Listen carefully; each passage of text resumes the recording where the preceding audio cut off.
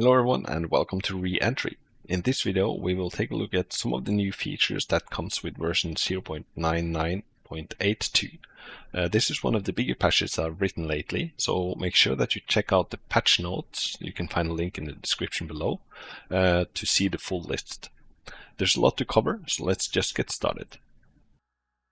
The first feature I would like to cover is the retrograde or the Retrofire burn planner. So if we go to Mission Tools, you'll find a new planner here, which you can open. If you click on the button, it will toggle it, and you can see that the current retrograde time is planned to 4 hours, 45 minutes, and 30 seconds into the mission, and we have 4 hours, 38 minutes, and counting towards that retrofire time. So if we take a look at the orbit view here, while this tool is open, you will be able to see the predicted landing zone. So if I, for example, would like to change this to land in a different area, or there's an abort, or you want to change it because you want to do a retrofire later or earlier, we can change the time here, and this will not change the time in the computer. This will just allow you to work with the tool and visualize kind of the effects of the burn. So let's say that we want to burn quite soon, so let's say 20 minutes into the mission. Let's move the sun slightly to just better see. Now we said that, okay, if I start the retro sequence 20 minutes and 30 seconds into the mission, it is estimated that we're going to be landing in this area here. This is quite close to land, but it's still in the ocean and we should be safe. So if you would be happy with this, you can go ahead and hit this button here to insert it into the computer. This one will take the time that currently exists in the programmer, insert it into the tool to allow you to better see where you will splash down in the original setup, and this will allow you to override that with a new time. Pressing this button is the same as using this handle to manually set it. So you could do either. You could set it manually, or you could press this button, and you can see that the retrograde time has now been set to 20 minutes and 30 seconds into the mission. So if we go ahead to the external view, you can see that the landing location is here. If I would like to further refine this, let's say we put it 25 minutes, you can see that it's now being moved to this location. This tool has also rolled out to Project Mercury, so it's the same thing, going to the Mission Tools, the Retroburn Planner, and you will see the planner showing up and showing where the craft will land in a specific time and place in orbit. It's similar to what you saw in Mercury, but for Gemini. So pressing this button will instead, of course, put things into the computer. So we can go ahead and check out the planned retrograde time using the computer here. In addition to the retrograde burn planners for Mercury and Gemini, I've also gone ahead and added a few improvements to the trans-Earth injection planner for Project Apollo. This is kind of similar, but it will make the entry burn from lunar orbit. So you can see that we are currently in orbit around the moon on the back side here, or on the far side of the moon. And if you open up the TEI planner, you can see that I can go ahead and change the escape velocity fraction to calculate the trajectory to Earth. And with this number, we will reach Earth at the periapsis of 22.86 nautical miles of altitude.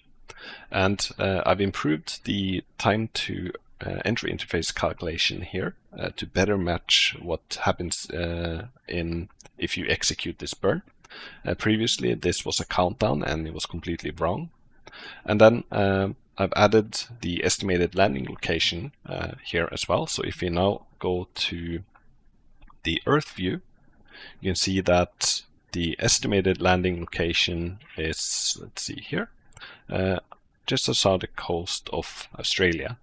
So the other new thing for the Trans-Earth injection planner is that I've also drawn the trajectory lines. This is the predicted lines if you execute this burn, and this is similar to what you've seen in the trans-Earth or the trans-lunar injection planner previously. So if you go back to the moon, you can see that the burn point is going to happen somewhere here, and this is going to be your trajectory out from the moon and then towards the Earth.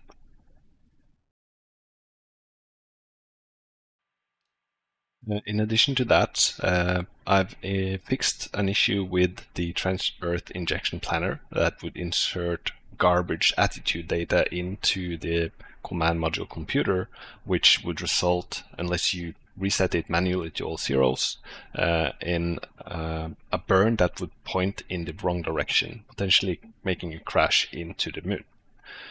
In addition to that, I've also made some changes to the sound mixing of the SBS engine and the DPS engine of the Lunar module to make better transitions between ignition and full thrust and cutoff. So let's listen to that.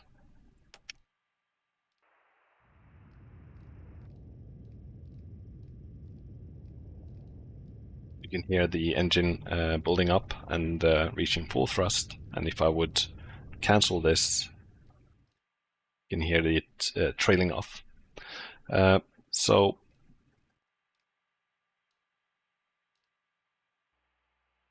a couple of other visual fixes that I've added is one, how Earth is rendered from a distance. So if I take a look at the Earth from this scope, you can see that the night side of Earth is no longer showing kind of city lights and all those kind of things when you look at Earth during lunar coasting or while you're in lunar orbit. So if we take a closer look at Earth, you can switch the scope and you can see that the night lights are all kind of removed from the surface of Earth on the kind of the night side here. In addition, I've also fixed an issue that would render stars above the Earth surface while you're in lunar orbit, for example, because of the position logic of the stars were uniformly placed at a radius from the camera, which happened to be closer than the distance to Earth in some cases. So this has all been fixed now. In addition, I've added a lunar landing evaluation. So every time you perform a lunar landing, and don't care about the challenge text here, this applies to every lunar landing that you do. And then let's just make a bad landing on purpose, and I'm going to stop the engines. And then once the craft becomes stable and all rounded, you will get the landing evaluation. And today I've landed with 4.3 feet per second vertically and 1.51 feet per second horizontally. So that horizontal velocity you can see here. And then it gives me the tilt, which is kind of a combination of pitch and the ground where you're touching down on was 8.38 degrees. And all of this resulted in an okay landing. So there's a couple of evaluations that you can get in terms of how well you do touchdown. I think that the real limits of the vertical speed was 8 feet per second and then 4 feet per second horizontally. So as long as you do it within those limits, you will be fine. But then in addition, if you exceed these thresholds, the legs of the lunar lander can snap and break, which will result in a crash landing. So if you do a crash landing now, you will no longer receive the landing okay message that you've seen earlier. I've also gone ahead and made some big changes to fuel consumption throughout the entire game. So I've removed all the dev flags that gives you infinite fuel on the RCS thrusters, the various jets you have on board, and the various engines that you have. And you now have to kind of watch your fuel consumptions a bit more closely than you used to. In addition, I've also go ahead and changed some of the modifiers that I've been using to kind of give you extreme amounts of fuel. So the fuel consumption rate has been moved towards something more realistic. So now you need to make sure that you don't run out of fuel, because the thrusters will no longer work if their tanks are depleted. And this applies to every single program that the game has to offer. So that very briefly highlights some of the main things that comes with this update, but obviously there's quite a lot of other things that this patch comes with. I've been trying to fix text issues, font glyph issues that we've seen after the engine update. I've made a lot of changes to various academy lessons and missions, and logic changes to these missions as well to make sure that they work a little bit better than they used to. But I'll of course continue to evolve all of the missions all the way until 1.0 and even after that. So I've also go ahead and made some changes to the attitude indicator drive speed while, for example, time scaling, so you don't need to wait for the attitude to kind of lag after you while you're doing time scaling. I made changes to the TEI tool to improve prediction times and make those more accurate, and then made changes to the command module guidance computer, program 11 and program 15, for example, to make them actually exit as the checklist, in-game checklist states that they will do. I've also fixed some things related to the UDP package rate, which allows you to go into settings now, and you can scroll all the way down to the computer output live feed, which now includes everything, including the computer. So this will need to change eventually, but you can configure the amount of packages that you're going to be sending per second. So this is defaultly set to 1, but if you want to increase that, you can do that with this new setting. So make sure that you go in and check out the release notes of this patch to see the full list. I've only covered a few of the things in this video.